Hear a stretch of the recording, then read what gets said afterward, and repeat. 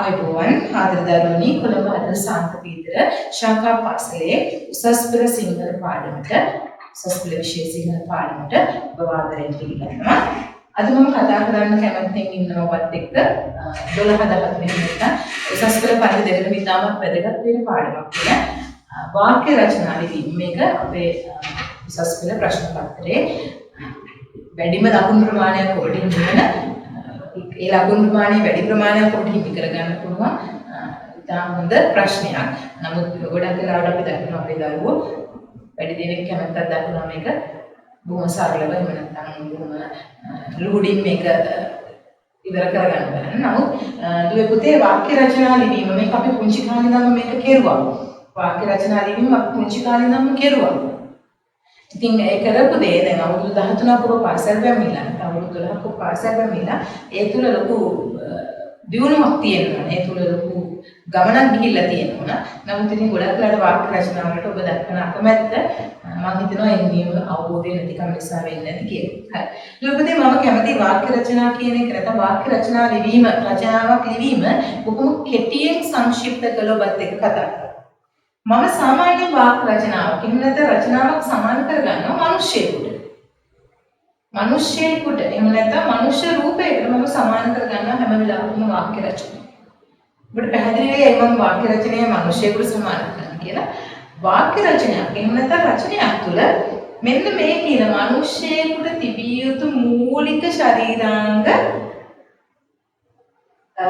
මිනිස්සෙකුගේ ශරීරයේ තියෙන මේ මූලික ශරීරාංග තුනම මිනිස්සෙකුට ඉතා වැදගත් වගේ. එහෙම නැත්නම් මිනිස්සෙක් කියන්නේ මිනිසෙක් කියන්නේ මේ කොටස් තුනම එක විදිහට සම්පූර්ණ වෙන්න ඕන වගේ වාක්‍ය රචනයක් නිර්මාණය වෙද්දී අනිවාර්යයෙන්ම මේ කියන කොටස් තුන පිළිබඳ ඔබේ අවධානය ඉතා පැහැදිලිව යොමු වෙන්න ඕන. ඒ හරියට යොමු වෙනවා නම් නිවැරදිව යොමු වෙනවා නම් ඔබට මේ වාක්‍ය රචනා ලිවීම කියන එක ලොකු ගැටලුවක් බවට පත් වෙන්නේ නැහැ. උදාහරණයක් දෙන්න. නැත්නම් සැලකුවොත් මේ මනුෂ්‍ය ශරීරය අපිට හිසක් තියෙනවා. මිනිහෙකුට හිසක් තියෙනවා. ඒ හිස නැති වුණොත් අපි ඒකට මනුෂ්‍ය ශරීරයක් කියන්නේ නැහැ. කලන්දයක් කියලා තමයි කියන්නේ නේ. හිස නැති එකක් කියලා. නමුත් මෙතනදී හිස ඉතා වැදගත් මිනිස්සෙක්. ඒ වගේම වාක්‍ය රචනයක් ලිවීමේදී හිස ඉතාමත් වැදගත්. හිස කියන එකෙන් මම අදහස් කරේ වාක්‍ය රචනයේ ආරම්භය. ආරම්භක ඡේදය. අපි මම උදාහරණයකින් මෙහෙම පැහැදිලි කරමු. පුතේ ගෙදරකට අපි ගෙදරකට ගොඩ යනවා. එහෙම නැත්නම් අපි යම් කිසි තැනකට යනවා. ඒ යන ගෙදර නැත්නම් මේ නිවසේ ප්‍රධාන දොරටුවෙන් ඇතුල් වෙද්දිම නැත්නම් ඒ ආවට තියෙන දේවල් එක්ක අපි සලකලා බලන මේ නිවස මෙන්න මෙහෙම තැනක්. නැත්නම් මේ ආයතනෙ මෙන්න මෙහෙම තැනක්. ඇතුල් වෙද්දිම හරි පිළිවෙලයි නම් පිරිසිදුයි නම් යම් කිසි ක්‍රමානුකූල බවක් දකිනවා නම් අපි හිතනවා මේ ආයතනෙ බොහොම පිළිවෙලයි පිරිසිදුයි ක්‍රමානුකූලයි ප්‍රසන්න තැනක් මෙන්න මේ වගේ අදහසක් එනවා. එන්න මේ වගේ තමයි මේ රචනාව.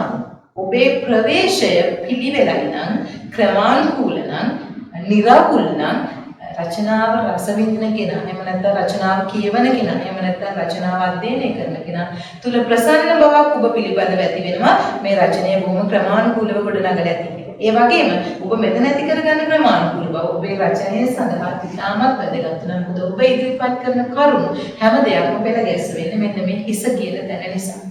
ආරම්භය නිසා. එහෙනම් මොනවද මේකදී අපි ආරම්භයක් සඳහා භාවිතා කරන්නේ?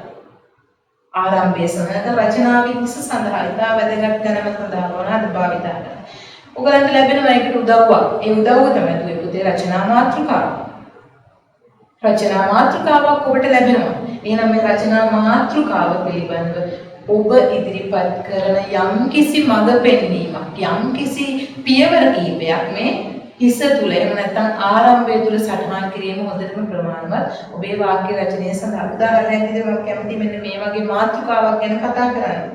ස්ත්‍රී පුරුෂ සමාජ භාවය හා වර්තමාන රැකියාව වෙනදපොළ. මම මාතෘකාවක් විදිහට ගන්න ස්ත්‍රී පුරුෂ භාවයයි වර්තමානයේ ගොඩක් කතාවට ලක් වෙන දෙයක්. ස්ත්‍රී පුරුෂ භාවය සහ වර්තමාන රැකියාව වෙනදපොළ. දැන් මේ මාතෘකාව ඔබට ලැබුණොත් මේ හිස සඳහා ඔබ මොනවද භාවිතා කරන්නේ? ඔබට භාවිතා කරන්න ඕන කරන ඔක්කොම අන්තරාවේ ටික මේ මාතෘකාව ඇතුලේ තියෙනවා. ස්ත්‍රී පුරුෂ භාවය මොකක්ද මේ ස්ත්‍රී පුරුෂ භාවය කියන්නේ? ඔබේ අදහසක් ඉදිරිපත් කරන්න පුළුවන් නැත්නම් ඔබ අහලා තියෙන දෙයක් ඉදිරිපත් කරන්න පුළුවන්. එහෙම නැත්නම් ආප්තෝපදේශයක් කෙනෙක්ගේ ප්‍රකාශනයක් විද්වතෙක්ගේ අදහසක් මොන හරි දෙයක් ඉදිරිපත් කරන්න පුළුවන්. ඊට පස්සේ අපිට එන්න පුළුවන් මේ සමාජභාවය කියන්නේ මොකක්ද? සමාජය තුළ මොකක්ද මේ ගැන කතා කරන්නේ? මොනවද මේ කියන්න උත්සාහ කරන්නේ? ස්ත්‍රී පුරුෂ කියන කෙනාට සමාජය තුළ තියෙන තැන මොකක්ද? ඊට පස්සේ වර්තමාන රැකියාව වෙනදපොළ වර්තමාන රැකියාව වෙනදපොළ කියලා අදහස් කරන්නේ මොකක්ද? මෙන්න මේ විදිහට ඔබේ රචනා මාතෘකාව ඔබ පියවරෙන් පියවර විශ්ලේෂණය කළොත් ඒක නැත්නම් පියවරෙන් පියවරට පොඩි විස්තරයක් ඉදිරිපත් කළොත් ඔබේ ආරම්භය එහෙම නැත්නම් ඔබේ හිස ඔබේ රචනාවේ හිස ඉතාමත් ශක්ති සම්පන්න හිසක් බවට පත් වෙනවා. හිස ශක්ති සම්පන්න නම් ඔබේ ශරීරයේ ඉතුරු ටික එහෙම නැත්නම් ශරීරයේ ඉතුරු අංග දෙක පිළිබඳව කරදර වෙන්න ලොකු ගැටලුවක් ඇති වෙන්නේ නැහැ. දෙවෙනි කොටස කඳ මිනිස්සෙගේ නේද? ගෙලේ ඉඳලා ඊට පහළ කොටස අපි කඳ කියලා නැත්නම් ශරීරයේ කඳ කොටස කියනවා. එහෙනම් රචනාවට කඳක් තියෙනවා. ඔබේ හිස දරාගෙන ඉන්න මේ කඳ විශේෂ ශක්තියෙන් කඳ රැකිනවා වගේම කඳේ ශක්තිමත්භාවය හිසේ ආරක්ෂාවටත් ඕන වෙනවා. ඒ වගේම කඳ ශක්තිමත් වෙන්න ඕන. අපි රචනා ලිවීමේදී මේක පාවිච්චි කරන වචනේ තමයි සන්දර්භය කියන එක.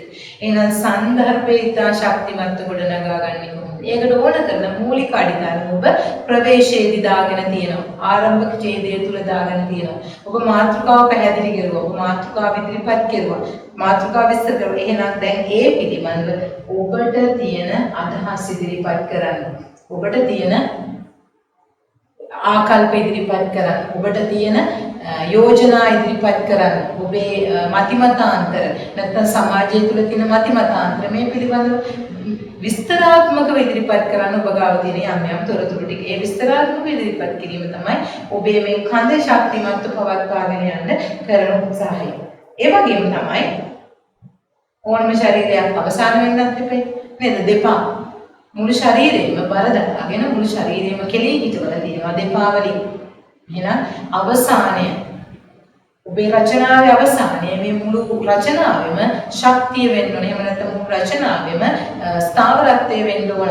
ඔබ මුලින් ඉදිරිපත් කරපු කරුණු, ඔබ කතා කරපු යම් යම් තොරතුරු මේ සියලු දේ ඔබ ආකල්පයක් වශයෙන් එහෙම නැත්නම් ඔබ ඉදිරිපත් කරන මතයක් වශයෙන් විදිහට එහෙම නැත්නම් ඔබ ඉදිරිපත් කරන යෝජනාවක් ප්‍රාර්ථනාවක් විදිහට මේක ඉදිරිපත් කරන්න පුළුවන්. මෙන්න මේ විදිහට පුතේ රචනා ශරීරයේ ගොඩනගාගෙන ඔබට එන්න පුළුවන් නම් ඔබේ වාක්‍ය රචනය ඉතාමත් වැදගත් වෙනවා. මම ඒක සරල කරන මේ විදිහට දීලා දෙනවා. ආරම්භයේ හැම වෙලාවෙම පාඨක සිත් සදන් ඇදගන්නාසුළු කුතුහලය ඇති කරන රසවත් යමක් වෙන්න ඕන. මම ඒකයි මුලින් කිව්ව භාවිතා කරනදී රසවත් වෙන්න ඕන. ඒක කුතුහලය යුතු වෙන්න ඕන. ඒ වගේම මේක බොහොම ආකර්ෂණීය දෙයක් වෙන්නත් ඕන.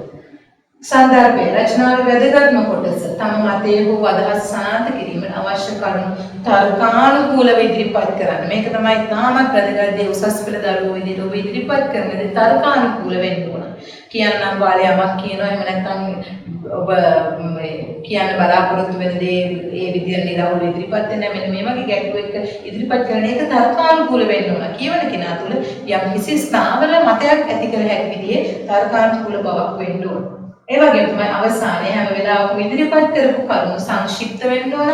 ඒ සංක්ෂිප්ත කරුණු ටික සමාලෝචනය කරලා තමන් ඉදිරිපත් කරන නිගමනයක්, එළඹෙන මතයක්, එහෙම නැත්නම් ප්‍රාර්ථනාවක් මෙන්න මේ වගේ දෙයක් තුලින් පාඨකයා දිශානුගත කිරීමක් සිද්ධ වෙන්න ඕන. දිශානුගත කිරීමක් කියන අදහස් කරන්නේ යම්කිසි මගකට යොමු කිරීමක්. ඔබ මාතෘකාව තුළ කතා කරපු කරුණු වලින් ඔබ යම්කිසි මගකට යොමු කිරීමක් වෙන්න ඕන. මෙන්න මේ කියන කරුණු තුළ ලොකු දෙයක් නැහැ. රචනාවක් වුණාගatti මෙන්න මේ කියන කරුණු තුලට අවධානය ඔබට දෙන්න පුළුවන් නම් ඒ තුලින් හොඳ රචනාවක් නිර්මාණය කර ගැනීමේ හැකියාව ඔබට ලැබෙනවා. එතකොට මේ රචනාවක් නිර්මාණයේදී තවත් කුඩා කරුණු කිහිපයක් පිළිබඳව මෙන්න මේ කියන දේවල් පිළිබඳව ඔබේ අවධානය යොමු කරන්න. එකක් තමයි ඔබේ අත්අඩංගුව. ඉතාම වැදගත්. ඔබේ අත්අඩංගුව ලියන විදිහ ඉතාමත් වැදගත්. පැහැදිලි, නිරාවුල් අත්අඩංගුව ලියන්න. ඒ වගේම විරාම ලක්ෂණ පිළිබඳව ඔබේ අවධානය අනිවාර්යයෙන්ම යොමු කරන්න. විරාම ලක්ෂණ ඉතාමත් වැදගත්. ඒ වගේම තමයි සන්දර්භය. එහෙම නැත්නම් රචනාවේ කඳ කොටසේදී ඔබ ලියන දේවල් වල ඡේදගත කිරීම ඉතා වැදගත්. ඡේද අනුඡේද වශයෙන් වෙන් කරනවා නම් ඒ ඡේද අනුඡේද අතර හොඳ පැහැදිලි සම්බන්ධතාවය, හොඳ පැහැදිලි නිරවුල් බව. එහෙම නැත්නම් එකිනෙකා අතර බිඳ වැටෙන්නේ නැති සම්බන්ධතාවයක් ගොඩනගන්න කල්පනාකාරී වෙන්න ඕනේ. ඊට අමතරව යම් අපි කියනවා නිකන් ග්‍රාම්‍ය අශ්ලීල වචන භාවිතා කිරීම. රචනාව තුළ අදහස් ඉදිරිපත් කිරීමේදී ග්‍රාම්‍ය වචන, අශ්ලීල වචන මෙන්න මේ වගේ දේවල් භාවිතා කරන්න එපා. සංකර වචන මේ වගේ දේවල් භාවිතා කරන්න. ඒ වගේම කොයි වෙලාවකවත් මේ වචන අඳුරු දෝෂාරෝපණ සහ චෝදනා කිරීම පාවිච්චි කරන්න එපා.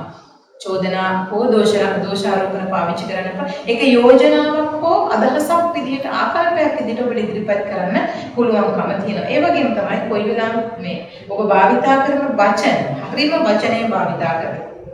වචනේ පිළිබඳ යම්කිසි සැකයක් ඔබ තුළ තියෙනවා නම් ඒ සැක සහිත වචන පාවිච්චි කරලා මොකද වැරදි අර්ථකථනයේ වචන තුල ඇති වෙන්න පුළුවන්. ඒ වගේම තමයි හොඳට මතක තියාගන්න වාක්‍ය ඒකාකාරී නොවන විදිහට. හැම වෙලාවකම මේ විදිහට පටන් ගන්න එක විදිහට ඉවර කරන්න එහෙම නැත්නම් හැම වෙලාවකම එකම රටාවකට ගලා යන වචන භාවිතා කිරීම නවත්තන්න ඕන. වාක්‍ය රටා නවත්තන්න. ඒ නිසා ඔබට ඒක සඳහා උදව් කරගන්න පුළුවන් ප්‍රස්තාවික ආප්තෝපදේශ විශේෂණ. මොකද මේ වගේ බොහෝ දේවල් අපේ භාෂාව තුළ අපිට අනන්ත ප්‍රමාණ සම්පත් ප්‍රමාණයක් වෙනවා මේ ඒකාකාරී බව නවත්ත ගන්න. එතකොට ඒ වගේම තමයි කරුණු තර්කානුකූල විදිහට කිරීම මම ඉස්සෙල්ලා පැහැදිලි කරා තර්කානුකූල වෙන්න ඕනේ. ඒ වගේම තමයි මුල මැද අග අතර මනා සම්බන්ධතාවයක් පවත්වාගෙන මේක ඡේදයේ අවසානයේ මොනද රචනාවේ අවසාන වාක්‍ය දක්වාම මේක අදාළයි. මුල ආරම්භ කරපු තැන මැද සහ අවසානයේ මාතෘකාවට අදාළ වෙන්න ඕන. ඔබ පටන් ගත්ත තැනම ඔබ ඉවර කරන්නත් ඕන මාතෘකාවට අදාළව. ඒත් මෙන්න මේ කියපු දේවල් එක්ක කතා කරලා එහෙම නැත්නම් මෙන්න මේ කියපු දේවල් පිළිබඳව හොඳ අවධානයක් යොමු කරනකොට පුළුවන්. ඇත්තටම ඔබට හොඳ රචනාවක් නිර්මාණය කරගන්න පුළුවන්. මේක මම කියන්නම් ඔබට මේක ඔබේ සිංහල ප්‍රශ්න පත්‍රයේ සංස්කෘත සිංහල ප්‍රශ්න පත්‍රයේ ඔබට ලැබෙන වැඩිම ලකුණු ප්‍රමාණයක් හිමි වෙන ප්‍රශ්නය. ඒත් මේක ඔබ කටපාඩම් කිරීම අවශ්‍ය වෙන්නේ නැහැ. පාඩම් කරන්න දෙයක් නැහැ. එහෙම නැත්නම් මේ කරුණු එකතු කරගෙන ගිහිල්ලා මේ සටහන් කරගෙන ගිහිල්ලා ඒක කටපාඩම් කරගෙන ගිහිල්ලා ලියන්නේ වගේ දේවල් අවශ්‍ය වෙන්නේ නැහැ. ඔබේ හැකියාව, ඔබේ දක්ෂතාවය ඔබ අවුරුදු 13ක් තිස්සේ එකතු කරගත්තු ඔබේ හැකියාවන් දක්ෂතාවය නිදි දක්වලා තමයි මේ වාක්‍ය රචනාව තියෙන නිසා මේ කිව්ව ලක්ෂණ ටික මේ කිව්ව දේවල් පිළිබඳව හොඳ අවධානයක් යොමු කරලා ඔබට පුළුවන් හොඳ වාක්‍ය රචනාවක් ලියන්න උත්සාහ කරන්න. මේ පිළිබඳව වඩා අවධානය යොමු කරලා ඔබේ වාක්‍ය රචනා නිර්මාණය කරගන්න. උසන්ට ස්තුතියි.